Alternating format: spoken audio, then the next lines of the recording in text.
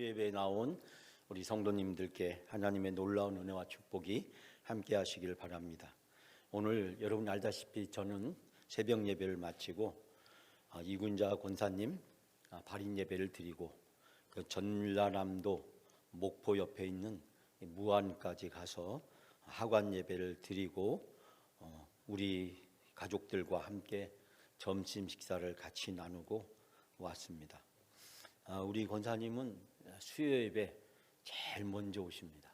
수요예배 제일 먼저 1등으로 오셔서 6시 반 정도 되면 이렇게 주로 오셔서 저 바깥에서 좀 앉아 계시다가 우리 전병훈 선생님하고 얘기를 좀 나누다가 또 저하고도 손도 잡고 그리고 나서 제일 먼저 본당에 들어오셔서 우리 세 번째 줄 늘 앉아 계시면서 예배를 기다리시고 또 기도하셨습니다. 우리 교회에 온 지는 얼마 되지 않으셨지만 정말 반듯하게 흐트러짐이 없이 모든 예배, 모든 기도회, 또 교회 모든 행사에 최선을 다해 참석하시고 또 문화탐방에도 수시로 함께 참석해서 우리 교회에서 너무 좋다고 너무 행복하다고 그렇게 말씀을 했습니다. 우리 교회 와서 등록 신방을 했을 때 우리 큰 따님이 같이 와서 예배를 드렸는데 큰 따님이 저에게 어머니가 영광교회 나가게 돼서 얼마나 좋은지 모르겠다고, 우리 어머니가 아주 좋은 교회, 좋은 교인들 또 좋은 또 목회자들과 같이 신앙생활을 하게 돼서 너무나도 기쁘고 행복하다라고 말씀을 했습니다. 제가 곰곰이 생각해 보니까 지난 주일날, 이번 주 말고 전주죠, 명절이 끼어있는 그 전주에 부흥회를 열심히 참석하시고 또 명절날 또 우리 전주에 우리 교회에서 유술 놀았잖아요. 그때 막 모를 막 하셨다는 얘기를 제가 들었는데 그 명절날에 가족끼리 모일 때도 유술 놀았는데 그때도 막 모를 막 하셨답니다. 그래서 이 명절을 지내고 또 주일날 교회 와서 예배를 드리고 제가 기도원에 간다고 하니까 저한테 오셔서 제 손을 잡으시고 기도원 잘 갔다 오시라고 그렇게 이야기하고 이런 얘기하기 그렇지만 하여간 권사님이 저에게 집사람과 맛있게 식사도 하라고 얘기도 하시고, 그리고 제가 기도원에 갔는데 우리 전병민 전사님한테 화요일날 제가 기도원에 갔는데 수요일쯤에 권사님이 대전 요 가까운 병원에 입원하셨다는 얘기를 들었습니다. 그리고 아무래도 몸 상태가 정상이 아닌 것 같다라고 해서 큰 병원으로 옮겨야 된다고 싶어서 목요일 날 아침에 오전에 제가 전화를 드렸더니 우리 권사님이 전화를 받으셨어요. 그래서 지금 이제 병원을 옮기려고 지금 그 큰 따님이 와서 같이 지금 이제 움직이고 있다. 큰 따님하고 또 통화를 하면서 이제 큰 병원에 가서 자세하게 한번 검사를 해보려고 한다고. 그래서 제가 기도원에서 내려가면 뵙겠다고 그렇게 이야기를 하고 이제 끊었습니다. 그게 목요일인데 금요일 날, 토요일 날 갑자기 이제 악화가 되셔서 결국 여러분 알다시피 하나님의 부르심을 지난 월요일 날 받으셨고 정말 우리하고는 짧은 시간 동안 함께 신앙생활을 했지만 정말 마지막 순간까지 최선을 다해서 신앙생활에 또 자리교인의 사명을 잘 감당하시고 또 기도교인의 사명을 잘 또 감당하신 아주 믿음의 좋은 모델이 우리에게 되셨던 권사님이십니다.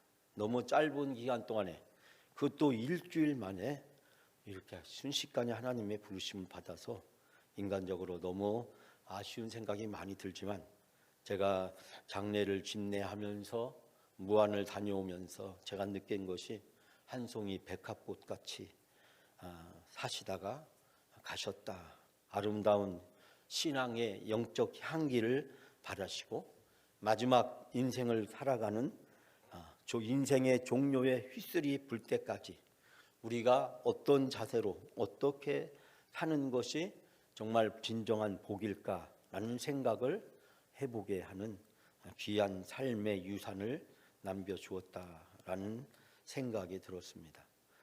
지금은 사순절 기간이죠. 사실 제가 오늘 본문의 말씀은 지난 수요일 날 제가 설교하려고 준비했던 본문인데 제가 기도원에 가면서 이 본문을 설교하지 못해서 제가 오늘 이 본문의 말씀을 다시 설교하려고 합니다. 눈치를 채신 분은 알겠지만 제가 1월 마지막 주 새벽 기도 때 이 본문을 가지고 설교한 적이 있었습니다. 2월 14일 지난주 수요일 날은 사순절이 시작되는 제2수요일이라고 불려지는 날입니다. 이 날이 되면 1년 전에 꺾었던 그 종려나무 잎을 불로 태워서 그리고 그 재 가루를 가지고 이마에다가 십자가를 이렇게 표시를 하면서 이제 악마를 내어 쫓고 하나님의 거룩한 이 예수 그리스도의 순환의 그 행적에 참여한다라는 표시로 의식을 하기도 합니다. 이 사순절이란 단어의 뜻이 이 40일이라고 하는 뜻도 가지고 있었는데 이 초대교회에서는 부활절 새벽에 세례를 베풀었습니다. 우리 아시피 초대교회에는 신앙의 자유가 없었던 시대였기 때문에 세례를 받는다는 것이 오늘날 우리가 세례를 받는 것, 또 논산훈련소에서 세례를 받는 것과는 상상할 수 없는 엄청난 위험과 도전이 아니면 세례를 받지를 못하는 시대였습니다. 로마의 그 잔혹한 박해 아래서 이 세례를 받는다는 것은 목숨을 내어놓아야 되는 그런 중요한 결단과 맞먹는 것이었습니다. 그렇기 때문에 이 초대교회에서는 세례에 상당히 신중할 수밖에 없고 세례를 받는 데 있어서 아무에게나 세례를 베풀 수가 없었습니다. 왜냐하면 세례를 받은 사람이 로마에 가서 아니면 로마 사람들의 위협과 협박과 회의에 넘어가서 이 기독교 공동체의 성도들을 다 입으로 불게 되면 그 초대교회에 있는 모든 기독교인들이 다 붙들려 가서 목숨을 잃어야 되는 그런 상황이기 때문에 초대교회에서 세례교인을 선택하는데 굉장히 신중한 기준을 적용했고 40일 동안 철저하게 훈련을 시키는 기간이었습니다. 그렇기 때문에 세례를 준비하는 세례 예비자들은 회개를 통해서 세례를 준비하는 40일 동안의 기간을 철저하게 보내면서 이제 이 세례를 통해서 지금까지 자기가 살았던 인생의 길을 돌이켜보고 또 앞으로 자기가 살아가야 될 인생의 목표를 다시 설정하는, 그렇기 때문에 이 세례를 받는다는 것이 영적으로 새롭게 태어나는, 다시 시작되는 새로운 인생을 시작하는 기간이었습니다. 이처럼 40일이라는 기간은 굉장히 소중한 의미를 가지고 있습니다. 제가 오늘 새벽과 어제 새벽에 여러분에게 말씀드렸듯이 이스라엘 백성은 광야 40년을 통해서 이제 바로의 노예가 아니라 하나님의 백성으로 거듭났다라는 얘기를 제가 말씀을 드렸습니다. 모세는 40년 동안 이집트의 왕자로 있었지만 그러나 또 40년을 통해서 이제 하나님의 종으로 그가 새롭게 거듭나게 됩니다. 예수님은 이 40일 동안 금식하시면서 이제 나사렛 목수의 아들이 아니라 하나님의 메시아 예수 그리스도로 하나님의 소명자로 다시 서게 되는 것을 발견하게 됩니다. 사울이었던 율법의 수호자로 기독교인들을 핍박하던 그 사울이 다메섹에서 예수님을 만난 다음에 광야에서 훈련을 받고 그는 이제 큰 자가 아니라 작은 자 바울이라는 이름으로 이방인에게 복음을 전하는 사도로 이 바울의 새로운 인생이 그에게 펼쳐지는 것을 보게 됩니다. 성경은 400이라고 하는 또 40이라는 숫자를 굉장히 중요하게 생각합니다. 애굽에서도 400년이고 그리고 사사시대도 400년이고 그리고 이스라엘 백성이 나라가 멸망한 다음 586년 예루살렘 성전이 파괴된 이후 예수 그리스도를 통해서 새로운 복음의 시대가 오는 그 영적 암흑기도 400년. 그래서 이 400이라는 숫자는 고난을 다 채웠다라는 뜻도 있고, 하나님이 원하시고 기대하는 새로운 영적 수준으로 그 사람이 거듭났다라고 하는 의미를 가지고 있습니다. 즉 다시 말씀드리자면 이 사순절은 우리 그리스도인들이 영적으로 다시 태어나는 시간입니다. 우리가 거듭나는 시간입니다. 영어로 말하자면 리셋하는 시간입니다. 우리가 컴퓨터나 핸드폰이 잘 안 될 때, 그때 껐다 키면 모든 기능이 정상화되듯이 하나님 앞에서 우리 자신을 껐다 키는 시간입니다. 끈다는 것은 지금까지 있었던 모든 것들을 부인하고 모든 것들을 내려놓고 모든 것들을 포기하는 것을 이야기합니다. 즉 컴퓨터나 핸드폰이 가지고 있었던 또 실행했던 그 모든 기능들을 다 이제 아웃시켜버리는, 꺼버리는, 중단시키면서 다시 처음 상태로 되돌리는 것을 이야기합니다. 하나님 앞에서 우리가 부르심을 받았을 때, 하나님 앞에서 우리가 구원받았을 때, 하나님 앞에서 우리가 성령으로 체험을 받았을 때, 바로 그때 그 순간으로 우리 자신을 영적으로 되돌리는 시간, 그것이 바로 사순절이라고 이야기할 수 있습니다. 저는 그래서 사순절이 신앙의 영적 농사에 있어서 1년의 승패를 좌우하는 중요한 절기다. 이 사순절에 우리가 집중적으로 말씀과 기도를 통해서 우리의 영성을 다시 리셋하지 않으면, 다시 새롭게 거듭나지 않으면 나머지 사순절 이후에 1년 내내 영적으로 상당히 궁핍하고 연약하고 나약하고 무기력한 삶을, 신앙을 살 수밖에 없다라는 생각을 깊게 해보게 됩니다. 그래서 우리 모든 기독교 종파들은 이 사순절을 굉장히 의미 있고 소중하게 보냅니다. 그런데 합동 측이나 일부 보수 측에서는 가톨릭이 이 사순절을 지킨다라고 해서 사순절을 부정하고 고난주간 한 주간만, 종료주일부터 부활절까지 그 한 주간만 교회력의 절기를 지키는 것을 보게 됩니다. 사순절의 역사는 가톨릭과 상관이 없습니다. 그 이전부터 이미 초대교회에서 가지고 있었던 아름다운 영적 유산이자 아름다운 영적 훈련 프로그램이었습니다. 그렇기 때문에 그런 아름다운 전통을 가톨릭이 한다고 해서 부정해버리면, 가톨릭이 그러면 예배한다고 해서 우리가 예배를 부정하고 기도한다고 기도를 부정하고 그렇게 하는 것은 너무 교회의 역사를 편협하게 잘못 오해하는 것임을 발견하게 됩니다. 사랑하는 여러분, 우리가 이 사순절 기간 동안에 우리 자신을 영적으로 다시 세워지는 귀한 은혜가 여러분에게 있어지기를 바랍니다. 오늘 이 본문은 바로 이 사순절을 시작하는 제2수요일에 교회력에서 추천하는 본문입니다. 이 본문은 제가 정한 것이 아니라 이 사순절을 스타트할 때, 출발할 때 바로 주어지는 몇 개의 본문이 있는데, 그 중에서 가장 대표적인 본문이 오늘의 본문의 말씀입니다. 즉 초대교회나 우리가 예수님, 또 모세나 바울이나 이스라엘 백성이 그 400이라고 하는 숫자를 통해서 하나님 앞에 영적으로 훈련하고 거듭나는 그 중요한 결단을 우린 바로 이 요엘서를 통해서 발견하게 됩니다. 요엘은 하면 여러분이 생각나는 게 뭐가 있죠? 바로 메뚜기가 생각나고 임박한 심판이 이야기합니다. 즉 임박한 심판에 대한 강력한 경고를 하면서 그 임박한 심판의 재앙으로부터 벗어날 수 있는 길이 뭐냐? 그것이 바로 요엘 선지자가 주고 있는 한 메시지는 뭐냐면 바로 회개하라는 것입니다. 즉 임박한 심판으로부터 벗어날 수 있는, 그 심판이 가져온 종말로부터 구원받을 수 있는 유일한 길은 바로 회개라고 하는 것입니다. 그러므로 이스라엘 백성들에게 강력하게 회개를 촉구하고 있습니다.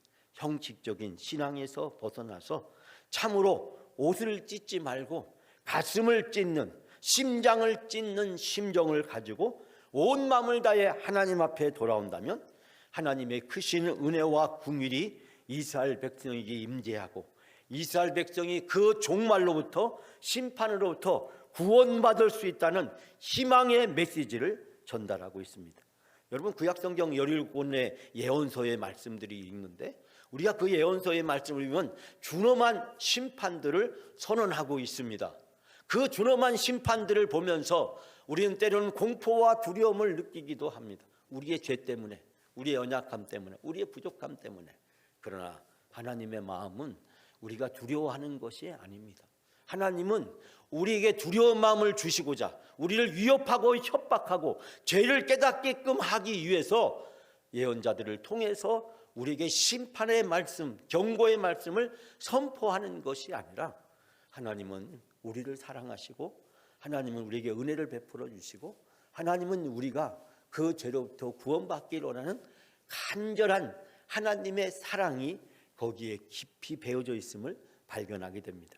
17권의 예언서를 보면 정말 살벌하고 정말 준엄하고 돌이킬 수 없는 임박한 재앙과 심판이 선포되고 누구도 그것도 피해갈 수 없을 것처럼 느껴지지만 그러나 그 속에 하나님의 깊은 사랑, 우리를 향한 하나님의 깊은 마음이 얼마나 놀라운 것인가를 발견하게 됩니다. 그러므로 하나님의 징계와 하나님의 책망과 하나님의 심판의 경고는 그 강도가 높으면 높을수록, 깊으면 높을수록, 강하면 강할수록 오히려 하나님이 우리를 더 사랑한다는, 우리를 더 사랑한다는 그 하나님의 깊은 사랑이 담겨져 있는 줄 믿습니다. 사랑하는 여러분, 사순절 기간을 보내면서 무엇보다도 우리는 이 회개라고 하는 주제에 집중하면서 우리 자신을 돌이켜 보아야 합니다. 제가 아까 말씀드렸듯이 컴퓨터나 핸드폰이 고장났을 때 껐다 키면 되는데 그 껐다 키는 리셋이라고 하는 다시 부팅한다, 다시 시작한다는 것이 지금까지 모든 것들을 다 내려놓는다, 지금까지 모든 것들을 다 포기한다. 여러분, 그것이 바로 회개의 출발이기 때문입니다. 그래서 이 사순절은 우리에게 몇 가지의 영적 교훈을 주고 있는데요, 오늘 본문의 말씀에서 그 은혜를 같이 함께 찾아보기를 원합니다. 자, 첫 번째는 지금 당장 하나님께 나오라는 말씀입니다. 자, 12절 말씀 다 같이 함께 봉독합니다. 여호와의 말씀에 너희는 이제라도 금식하고 울며 애통하고 마음을 다하여 내게로 돌아오라 하셨나니. 아멘. 여기서 12절 앞부분에 여호와의 말씀에 너희는 이제라도라고 돼. 이제라도. 이것은 지금이라도 뜻입니다. 이제라도는 것은 지금이라도 너희가 진심으로 회개하여라. 금식하고 통곡하고 슬퍼하면서 나에게 돌아오라. 하나님의 초점은 어디에 있습니까? 나에게로 돌아오라는 것입니다. 지금 당장 나에게로 돌아오라는 것입니다. 내일이 아니라 모레가 아니라 그 미래의 어느 시점이 아니라 지금 당장 나에게로 돌아오라는 것입니다. 그것이 바로 회개라고 하는 것입니다. 하나님은 금식을 원하는 게 아니고 통곡을 원하는 것이 아니고 우리가 슬퍼하는 것을 원하시는 것이 아닙니다. 하나님은 우리가 지금 당장 하나님께 돌아오기를 원하십니다. 고린도서 6장 1절 2절 말씀에 보면 이렇게 사도 바울은 말씀합니다. 보라, 지금은 은혜 받을 만한 때요, 보라, 지금은 구원의 날이다. 언제요? 지금이라는 겁니다. 중요한 것은 지금이라는 것입니다. 지금 은혜 받아야 되고 지금 구원 받아야 되고 지금 하나님께 돌아오는 것, 하나님께 돌아서는 것, 그것이 바로 회개라고 하는 것을 이야기하고 있습니다. 혹시 기억하실지 모르겠어요. 제가 그런 말씀을 드렸는데 천사의 달력에는 지금 즉시라고 되어 있지만, 천사의 달력에는 지금 즉시라고 되어 있지만 악마의 달력은 내일이라고 되어 있다. 여러분이 오늘 제 설교에서 아마 이것을 오랫동안 이 말을 기억할 분이 계시라고 생각합니다. 물론 이 말은 제가 표현한 말은 아니죠. 그러나 천사의 달력에는 지금 즉시라고 되어 있지만 악마의 달력에는 내일이라고 되어 있다. 천사는 지금 즉시하라고 우리를 격려합니다. 그러나 악한 마귀 사단은 언제나 지금은 그렇고 다음에 봐요, 지금은 그렇고 다음에 봐요. 지금은 안 해도 되고 다음에 해도 돼요. 다음에 해도 충분해요 라고 늘 다음에로 우리 자신을 하나님 앞에 나아가는데 우리 자신을 하여금 미루게 만들고 우리 자신을 하여금 시간을 두게 만들고 그러면서 사단은 우리로 하여금 결국 하나님 앞에 나아가는 일을 지연시키고 포기시키게 만든다는 사실입니다. 사랑하는 여러분, 은혜 받는 일은 내일이 없답니다. 은혜 받는 일에는 내일이 없답니다. 은혜는 내일, 모레에는 없답니다. 은혜는 오직 지금 이 순간에만 있답니다. 무엇을 하든지 지금 하나님 앞에 나가시고 지금 하나님 앞에 회개하시고 지금 하나님 앞에 은혜를 받는 여러분이 다 되시길 바랍니다.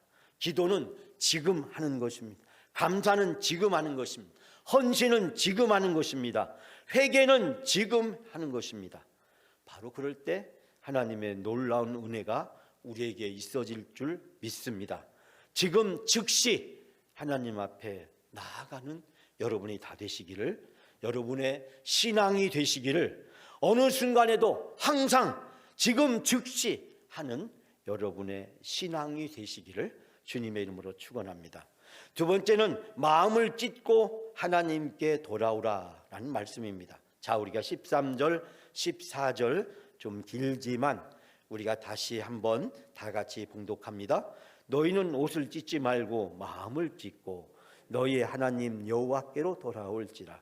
그는 은혜로우시며 자비로우시며 노하기를 더디하시며 인애가 크시사 뜻을 돌이켜 재앙을 내리지 아니하시나니 주께서 혹시 마음과 뜻을 돌이키시고 그 뒤에 복을 내리사 너희 하나님 여호와께 소제와 전제를 드리지 아니하실지 누가 알겠느냐. 아멘. 자, 우리 13절 앞부 보니까 참 재미난 표현이 있죠. 너희는 옷을 찢지 말고 마음을 찢어라. 히브리 원어에 하면 이 마음은 심장이라는 표현도 사용합니다. 즉 다시 말하자면 옷을 찢지 말고 뭘 찢으라는 겁니까? 심장을 찢으라는 것입니다. 심장은 뭡니까? 생명을 이야기합니다. 이것은 무엇을 이야기할까요? 우리의 생명이 하나님께 달려있다라고 하는 것입니다. 즉 우리가 회개라고 하는 것은 심장을 찢는 심정으로, 내가 죽는 심정으로, 내가 죽었다라고 하는 결단을 가지고 나아가는 것입니다. 이전에 내 모든 것은 다 내려놓는다는 것은 이전에 나의 모든 것이 다 죽었다라는 뜻입니다. 내가 이전에 가지고 있었던 그 모든 것들을 이제는 다 죽이고 다 내려놓고 다 포기한다는 것입니다.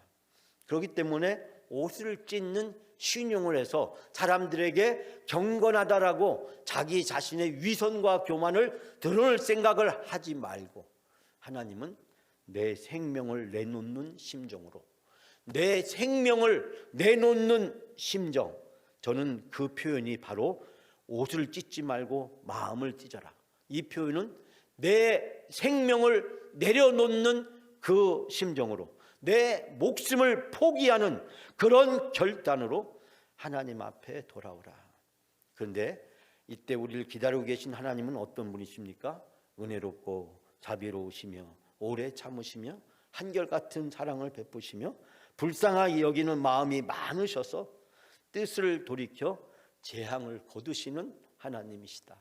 사랑하는 여러분, 우리가 돌아가야 될 하나님, 그 하나님은 바로 어떤 분이십니까? 이토록 우리를 사랑해 주시는 하나님입니다.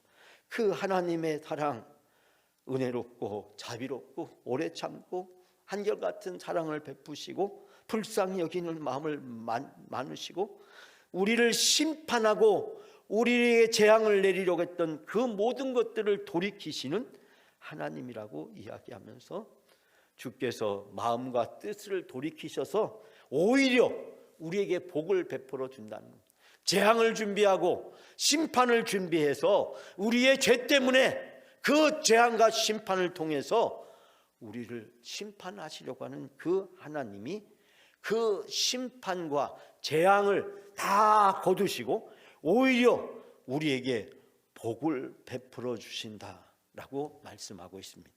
사랑하는 여러분, 진정한 회개는 축복을 가져다 줍니다.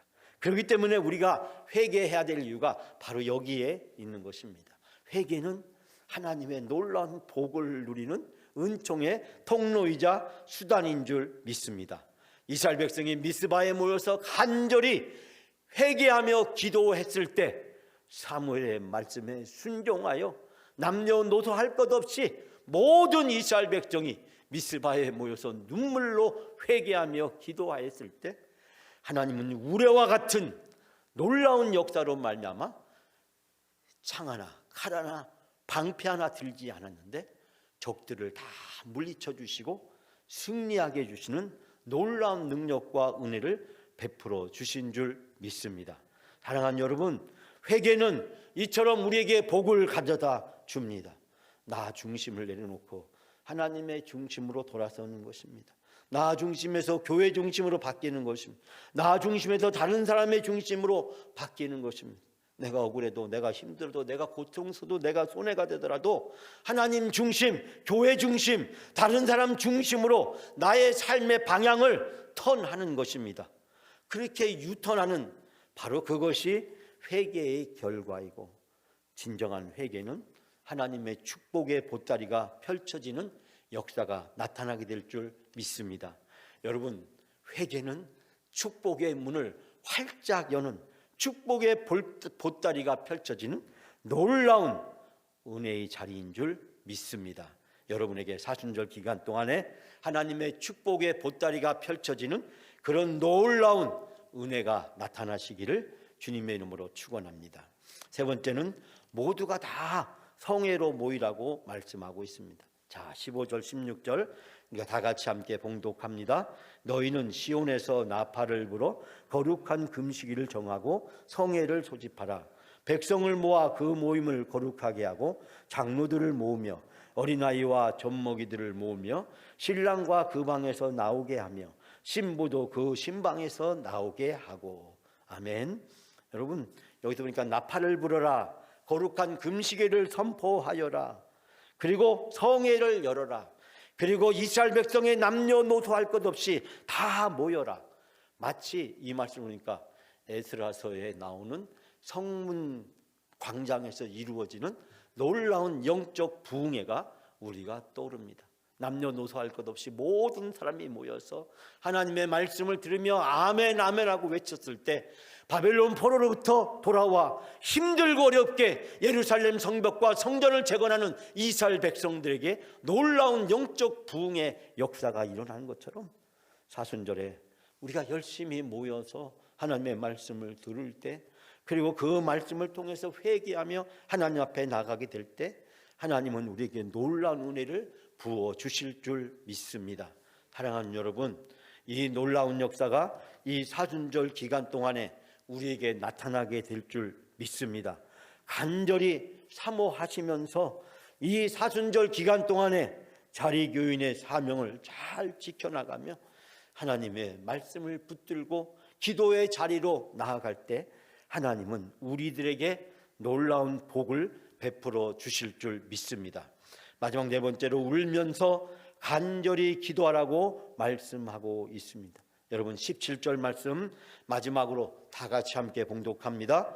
여호와를 섬기는 제사장들은 낭실과 제단 사이에서 울며 이르기를 여호와여, 주의 백성을 불쌍히 여기소서. 주의 기업을 욕되게 하여 나라들을 그들이 관할하지 못하게 하소서. 어찌하여 이방인들이 그들의 하나님이 어디 있느냐 말하게 하겠나이까 할지어다. 아멘. 울면서 호소하라고 이야기합니다. 주의 백성들을 불쌍히 여겨달라고, 이 주의 백성들이 이방인들에게 수치를 당하지 않게 해달라고, 새 이방인들에게 조롱거리가 되지 않게 해달라고 간절히 부르짖고 있는 것을 보게 됩니다. 에레미야 33장 3절 말씀에 너는 내게 부르짖으라, 내가 내게 응답하겠고 내가 알지 못하는 크고 놀라운 일을 보여주신다고 말씀하고 있습니다. 하나님은 성도의 눈물에 가장 약하시답니다. 성도가 눈물을 흘리면서 기도할 때 하나님은 그 가슴이 찢어지는 고통을 느끼시고 성도의 눈물을 보실 때 하나님의 기도는 응답되지 않는 것이 없답니다. 하나님은 성도의 눈물을 보시고 성도의 눈물을 통해서 드려지는 기도 이외에 놀라운 응답과 축복으로 하나님은 역사해 주십니다. 사랑하는 여러분, 이번 사순절 기간 동안에 눈물로 우리 자신을 회개하고 우리의 부족함을 내려놓고 우리의 죄인됨을 철저하게 고백하면서 하나님, 나를 다시 시작할 수 있도록, 리부팅할 수 있도록, 다시 시작할 수 있도록 나를 인도해 주옵소서. 내가 하나님을, 예수 그리스도를 처음 만났던 바로 그 순간, 그 첫사랑의 그 감격과 기쁨의 자리에서 내가 다시 시작할 수 있도록, 다시 거듭날 수 있도록, 지금까지 내가 살아왔던 나의 신앙의 모든 것들을 내려놓고 이제 오직 하나님만 바라보고 나의 인생이 다시 시작될 수 있도록 하나님, 나를 인도해 주옵소서. 사랑하는 여러분, 교회의 영적 전쟁을 치르면서 어느 순간부터 여러분 자신은 못 느끼겠지만 여러분을 불과 2년도 안 되는 짧은 기간 동안 보아온 제가 보기에 여러분들의 가슴에 상처가 많습니다. 아픔이 많습니다.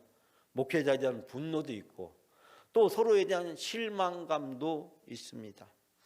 그 원인을 하나로, 그 증상을 하나로 다 표현할 수 없습니다.